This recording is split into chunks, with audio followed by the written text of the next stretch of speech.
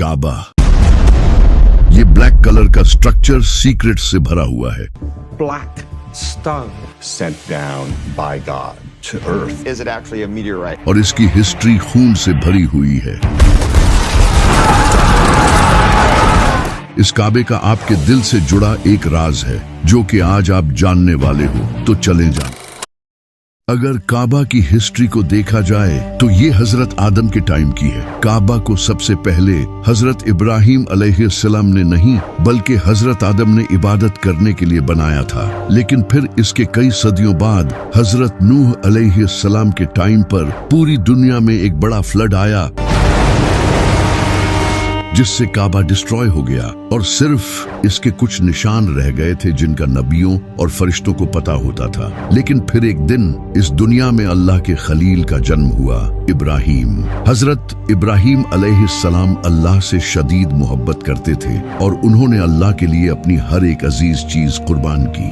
हजरत इब्राहिम अलैहिस्सलाम उस वक्त फिलिस्तीन में रहते थे, तो एक दिन अल्लाह ने हजरत इब्राहिम अलैहिस्सलाम को हुक्म दिया कि वो काबा को तामीर करें। हजरत इब्राहिम अलैहिस्सलाम ने जहां पहले काबा था उसके आसार ढूंढे और वहां काबा बनाना शुरू किया। हजरत इब्राहिम अलैहिस्सलाम ने पास के पहाड़ों से पत्थर उठाकर काबा को बनाना शुरू किया। हजरत इस्माइल अलैहिस्सलाम पत्थर ला रहे थे और हजरत इब्राहिम अलैहिस्सलाम पत्थरों से काबे की दीवारें बना रहे थे। जब काबे की दीवारें बन गई तो हजरत इब्राहिम अलैहिस्सलाम एक बड़े पत्थर पर खड़े हुए। उस पत्थर पर हजरत इब्राहिम अलैहिस्सलाम के मुबारक पैरों के निशान छिप गए। ये पत्थर आज भी काबा के सामने पड़ा है, जिसे मुकामे इब्राहिम कहते हैं। काबा बनने के बाद हजरत जिब्राइल एक सफेद पत्थर लेकर आए जिसे हजरे अस्वद कहते हैं। हजरत इब्राहिम अलैहिस्सलाम ने इसे काबा के कोने में लगा दिया, लेकिन मुसलमानों के गुनाहों की वजह से आज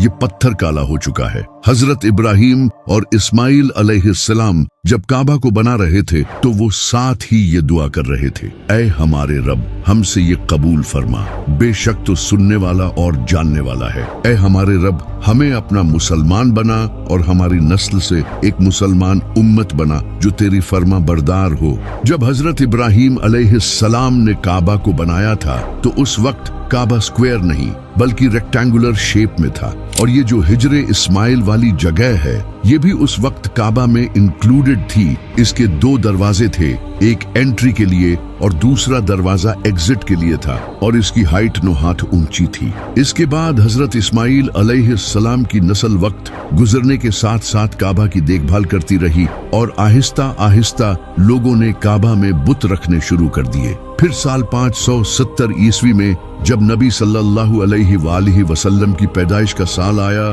तो इसी साल एक इंसान ने काबा पर हमला करने का प्लान बनाया। इसका नाम अब्राहा था। अब्राहा एक बादशाह था जिसकी यमन पर हुकूमत थी, और वो ये चाहता था कि जिस तरह दुनिया भर से लोग काबा आते हैं इसे छोड़कर लोग यमन में आएं। इसीलिए इसने यमन में एक बड़ा कैथीड्रल भी बनाया, लेकिन लोग फिर भी इसके कैथीड्रल की जियारत करने नहीं आए, क्योंकि अरब के लोग काबा को एक बहुत ही इम्पोर्टेंट रिलीजियस प्लेस मानते थे और काबा में इनके बुत भी रखे थे।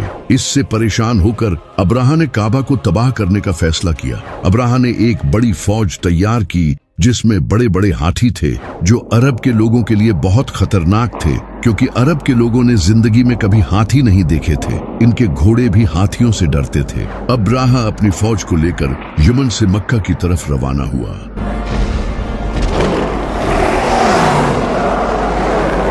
और रास्ते में आने वाले टाउन्स और कबीलों पर कब्जा करता गया। इसी दौरान इसने कुछ ऊंट हथिया लिए, लेकिन इन ऊंटों के मालिक का नाम अब्दुल मुत्तलिब था, जो नबी सल्लल्लाहु अलैहि वसल्लम के दादा थे। जब हजरत अब्दुल मुत्तलिब को इसका पता चला तो वो अब्राहा से मिलने गए और इसके पास जाकर उन्होंने अपने ऊंट वापस मांगे। अब्राहा ये देखकर बहुत हैरान हुआ। इसने जनाबे अब्दुल मुत्तलिब से कहा कि मैं यहाँ तुम्हारे काबा को तबाह करने आया हूँ और तुम्हें अपने ऊंटों की पड़ी है। तो जनाबे अब्दुल मुत्तलिब ने इसे कहा कि मैं इन ऊंटों का मालिक हूँ और इस काबे का मालिक कोई और है। मैं अपने ऊंटों की हिफाजत करूंगा और वो काबा की हिफाजत करेगा। तुम मेरे ऊंट मुझे वापस कर दो फिर चाहे काबा पर हमला करो। तो अब्राहा ने इनके ऊंट इन्हें वापस कर दिए और वो वापस मक्का चले गए। वहां जाकर वो काबा के पास गए और इसके दरवाजे को पकड़कर कहा, आए अल्लाह, एक इंसान भी अपने घर की हिफाजत करता है तो तू भी अपने घर की हिफाजत कर। خانه توست و ما همه عیال.